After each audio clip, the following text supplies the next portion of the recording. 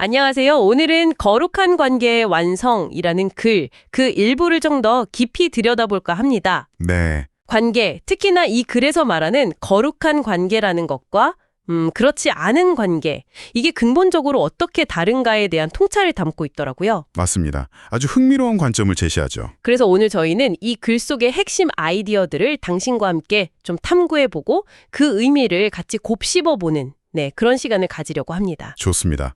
이게 뭐랄까 약간 철학적일 수도 있지만 분명 관계를 보는 새로운 창을 열어줄 거라 기대가 돼요. 자, 그럼 한번 시작해 볼까요? 우리가 보통 관계 속에서 뭘 찾고 있을까요? 글쎄요, 여러 가지가 있겠죠? 그렇죠. 이 글은 그 답을 좀 독특하게 죄라는 개념에서 찾기 시작합니다. 근데 여기서 말하는 죄는 우리가 흔히 아는 그런 거랑은 좀 다른 것 같아요. 네, 맞아요. 그게 중요합니다. 여기서 죄는 뭐랄까 일종의 인식의 오류 같은 거예요. 인식의 오류요? 네, 그러니까 다른 사람에게서 어떤 결점이나 잘못, 이 글의 표현을 빌리자면 죄를 본다고 생각하지만 사실은 그게 자기 내면에 있다고 믿는 걸 그저 투사하는 행위라는 거죠. 아, 내 안의 것을 밖으로 비춰보는 거군요. 그렇죠. 흥미로운 건 이 글에 따르면요, 두 사람이 같은 죄를 동시에 볼 수는 없다고 해요. 각자 인식하는 오류는 서로 다른 시간과 공간에서 나타나기 때문이라는 거죠. 같은 걸 본다고 생각해도 사실은 다른 걸 보고 있을 수 있다. 네, 겉보기엔 서로 다른 잘못처럼 보여도 그 본질은 같고 결국엔 같은 방식으로 용서받을 수 있다. 이렇게 이야기합니다. 그렇군요. 다른 사람에게서 보는 단점이 사실은 내 안에 어떤 그림자일 수 있다. 뭐 이런 말이네요. 그럼 이 글은 누가 이런 죄, 그러니까 타인과의 어떤 분리감을 필요로 한다고 보나요? 바로 외롭다고 느끼는 사람들, 그리고 자신과 타인이 근본적으로 다르다고 믿는 사람들이라고 말합니다. 다름에 대한 믿음. 네, 바로 이 다름에 대한 믿음, 이게 거룩하지 않은 관계, 이 글에서 말하는 불경건한 관계의 그 출발점이 되는 거죠. 아하. 각자 상대방이 내가 가지지 못한 무언가를 가졌다고 생각하는 거예요.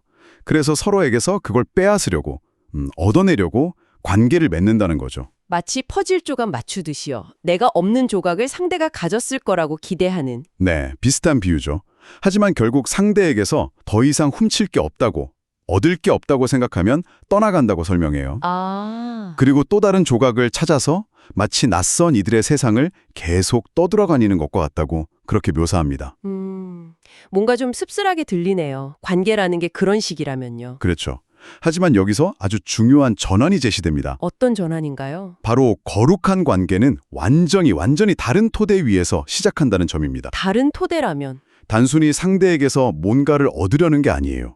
그게 아니라 먼저 자기 내면을 깊이 들여다보고 거기에는 어떤 부족함도 없다는 것을 발견하는 데서 시작한다는 겁니다. 아, 내 안의 완전함을 먼저 인식하는 거군요. 네, 바로 그거죠.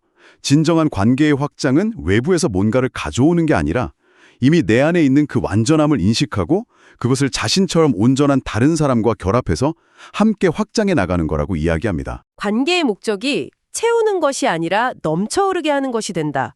뭐 이렇게 이해해도 될까요? 오, 아주 좋은 표현이네요. 맞습니다. 바로 그런 거죠. 그럼 그런 관계에서는 서로의 차이 같은 건 어떻게 보게 되나요? 그런 관계에서는요, 서로의 그 피상적인 차이, 뭐 겉모습이나 능력 같은 거요.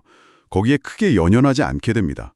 그건 그냥 육체의 다름일 뿐이니까요. 본질적인 게 아니라는 거군요. 그렇죠. 본질적인 가치를 빼앗거나 더할 수 있는 게 아니라고 보는 거죠. 그래서 서로에게서 무언가를 훔치려 들 이유가 없어지는 겁니다. 와. 이 관계는 천국의 속성을 지닌다고까지 표현해요. 거의 뭐 천국 문턱에 아주 가까이 서 있는 상태랄까요?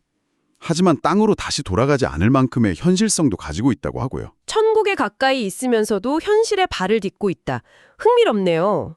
근데 현실에서는 사실 아무리 노력해도 사람들 사이에 차이점이 먼저 눈에 들어오기 마련이잖아요.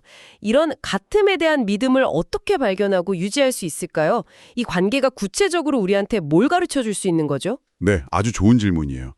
거룩한 관계는 바로 그 다름에 대한 집착을 해체하는 연습의 장이 된다고 볼 수 있습니다. 연습의 장이요? 네, 다름에 쏠렸던 우리의 믿음이 점차 본질적인 같음으로 옮겨가도록 돕는다는 거죠.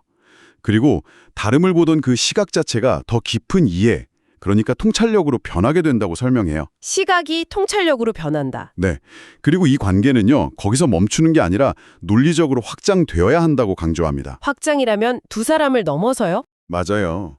당신과 상대방이 그 육체적인 차이를 넘어서 하나로 결합했듯이 그 관계 자체도 더 넓게 확장되어 나가야 한다는 거죠. 아, 관계가 계속 성장해야 하는군요. 네. 이 확장을 통해서 모든 종류의 차이, 분리감 같은 것들이 점점 희미해지고 그 밑바탕에 있는 근본적인 각틈이 아주 명백하게 드러난다고 말합니다. 그 근본적인 같음. 이 글에서는 이 상태를 황금원이라고 부르는데요. 이것이 바로 신의 아들, 그러니까 우리의 참된 본성을 알아보는 순간이라고 말해요. 황금원. 모든 차이가 사라지고 본질적인 하나됨을 보는 상태라니. 정말 이상적이면서도 뭔가 강력한 그림이네요. 그렇죠. 그리고 이 거룩한 관계 안에서 태어난 연결, 그리고 그 인식은 결코 사라지지 않는다.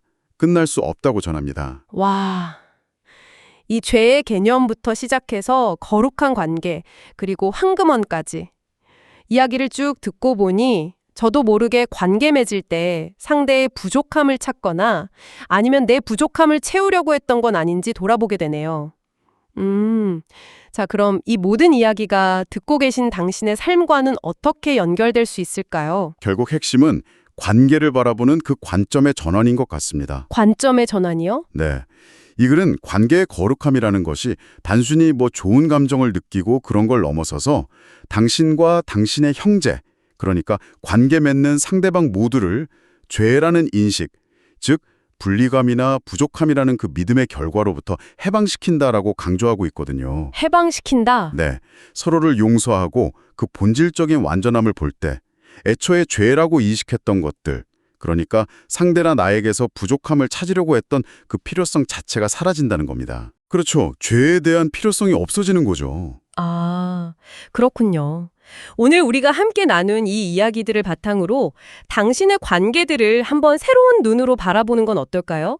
매일 만나는 사람들 안에서 겉으로 보이는 이런저런 차이점들 너머에 있는 근본적인 같음, 또 내 안에 이미 있는 그 완전함을 발견하려는 시도, 이게 당신의 관계에 어떤 변화를 가져올 수 있을지 한번 생각해 보시는 것. 이것이 오늘 우리가 나눈 이야기에서 당신이 더 깊이 탐색해 볼 만한 질문이 아닐까 싶습니다.